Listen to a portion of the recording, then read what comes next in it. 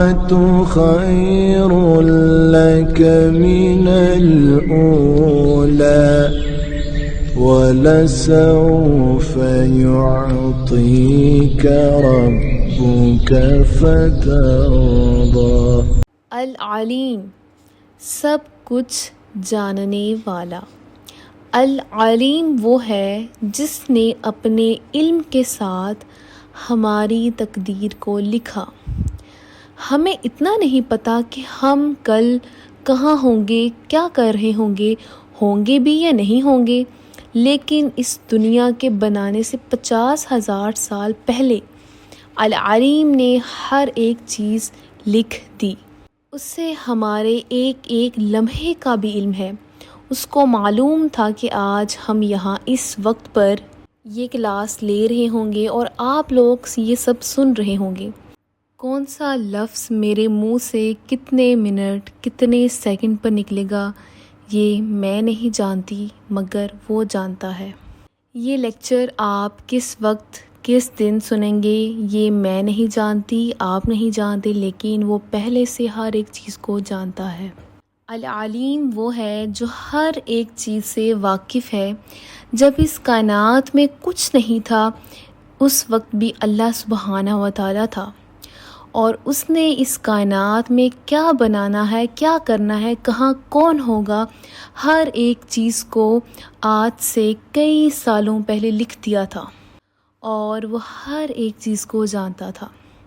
یہ سب اسی کی پلاننگ ہے کہ آج ہم یہاں ہیں، یہ کائنات ہے، اور میں یہاں موجود ہوں آپ کے ساتھ، اور آپ یہاں موجود ہیں میرے ساتھ۔ آپ کو معلوم ہے کہ کائنات جو ہے وہ ہر لمحہ پھیل رہی ہے۔ سب سے پہلے اس کا ثبوت جو ہے وہ ہمیں قرآن سے ملا، اور آج ہم سائنس پڑھتے ہیں تو ہمیں یہ معلوم ہوتا ہے کہ سائنس نے بھی یہ تحقیق کر لی ہے کہ کائنات جو ہے وہ لمحہ بلمحہ پھیل رہی ہے، بڑھ رہی ہے۔ تو العلیم کو یہ ساری چیزیں پہلے سے معلوم ہے، کیونکہ سب کچھ اسی کی وجہ سے ہے۔ ہمارے وقت کا ایک ایک سیکنڈ اس کا پلان کردہ ہے۔ حضرت علی سے کسی نے پوچھا کہ آپ نے اللہ کو کیسے پہچانا، تو حضرت علی فرمانے لگے کہ ارادوں کے ٹوٹنے سے، یعنی کہ ہم کچھ سوچتے ہیں اور ہوتا کچھ اور ہے۔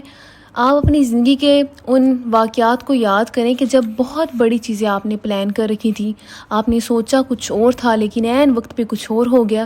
اور یہ ہماری روزمرہ کی روٹین میں بھی ایسا ہی ہوتا ہے، چھوٹی چھوٹی چیزوں میں بھی ایسا ہوتا ہے، بڑی بڑی چیزوں میں بھی ایسا ہوتا ہے۔ تو کون ہے جو آپ کے ارادوں کو بدلتا ہے، کون ہے جو آپ کے کاموں کو بدلتا ہے؟ یہ سب العلیم کرتا ہے، جس نے پہلے سے ہی لکھ رکھا تھا کہ یہ نہیں ہونا، یہ ہونا ہے، فلاں دن فلاں وقت پہ فلاں شخص کے ارادے پورے نہیں ہوں گے، ان کی جگہ یہ چیزیں ہوں گی۔ یہ ساری پلاننگ پہلے سے ہی اللہ تعالیٰ نے لکھی ہے۔ سب کچھ جو ہے وہ طے شدہ ہے۔ ہماری زندگی میں جو کچھ بھی ہوتا ہے یہ سب کچھ پلانڈ ہے۔ کچھ بھی ایسا نہیں ہے جو آپ اچانک سے کرتے ہیں۔ یہ چیزیں آپ کے لیے اچانک ہوتی ہیں، مگر ہمارے لیے ہماری تقدیر میں، ہماری قسمت میں سب کچھ اللہ تعالیٰ نے پہلے سے ہی لکھا ہوتا ہے۔ اور انسان کا علم پتہ ہے کتنا محدود ہے۔ اسرائیلی روایات میں آتا ہے کہ جب موسیٰ علیہ السلام خضر علیہ السلام کے پاس گئے تھے تو ان کے سامنے ایک چڑیا نے سمندر میں سے ایک پانی کا قطرہ اپنے منہ میں لیا، اپنی چونچ میں لیا۔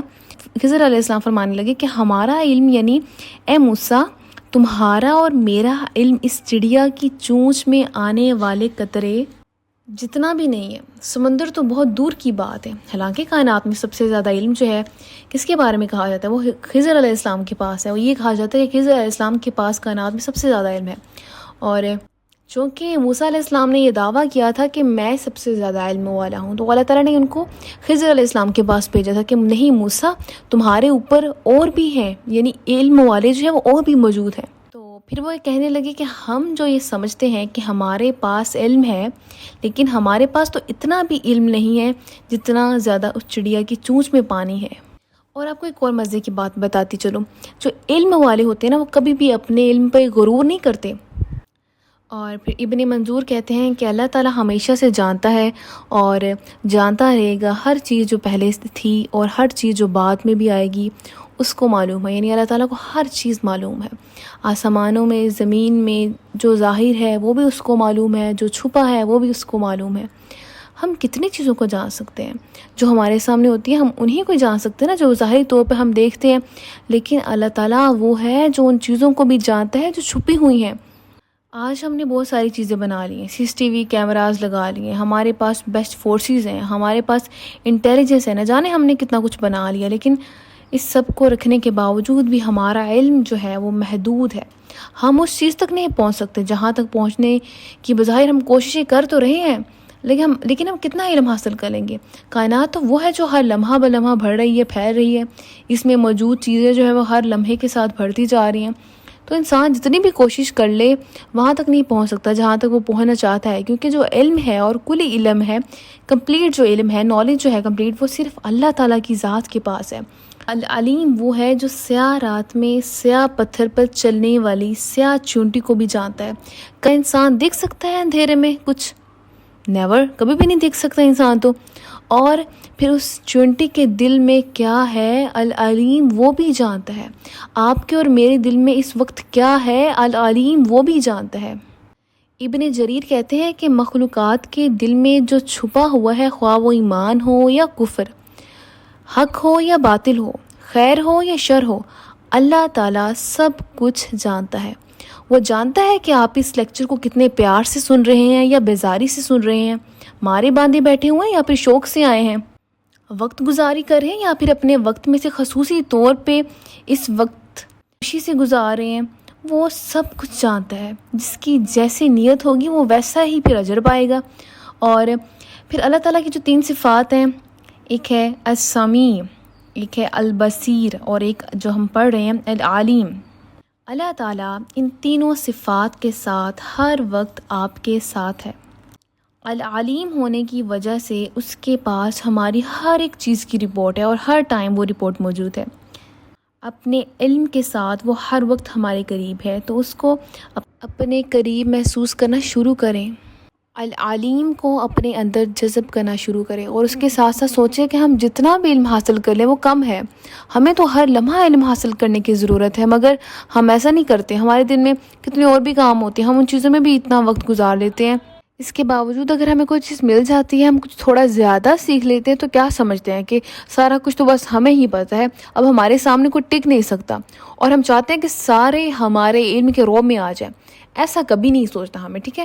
اور اپنی روٹین میں ایسے علم حاصل کرنے کے لیے ایک وقت لازمی رکھنا ہے، اور یہ سلسلہ جو ہے وہ آپ کی موت تک جاری رہنا چاہیے، ٹھیک ہے؟ اور مومن وہ ہوتا ہے جس کا آنے والا دن جو ہے وہ پچھلے دن سے بہتر ہوتا ہے۔ تو آپ کو ہر دن نئی چیزیں سیکھنی ہیں، اور ہم یہ جو علم لے رہے ہیں نا، یہ ایسا ہونا چاہیے جو دنیا اور آخرت میں ہماری کامیابی کا سبب بنے۔